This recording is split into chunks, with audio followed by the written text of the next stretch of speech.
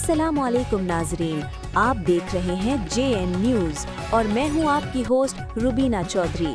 सबसे पहले नजर डालते हैं आज की अहम खबरों पर।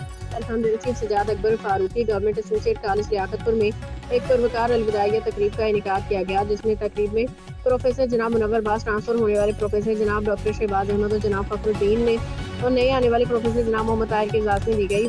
प्रिंसिपल जनाब तारिक महमूद चौधरी ने जनाब मुनव्वर अब्बास को कॉलेज की तरफ से यादगारी शील्ड भी पेश की। तकरीब में कॉलेज फैकल्टी की तरफ से इस शानदार तकरीब का एहतमाम मुकामी रेस्टोरेंट में किया गया, जिसमें प्रिंसिपल जनाब professor Tariq Mahmood, professor Rana Mohammad Hassan, professor Jacob Raza, दीगर प्रोफेसर एंड लेक्चरर्स ने अपनी इजहार ख्यालात में प्रोफेसर मुनव्वर अब्बास की महकमाना खिदमात को सराहते हुए खराज तहसीन पेश किया और कॉलेज से ट्रांसफर होने वाले प्रोफेसर डॉक्टर शहबाज अहमद और प्रोफेसर फखरुद्दीन की कॉलेज में उम्दा कारकर्दगी पर इनेदाद तहसीन पेश की।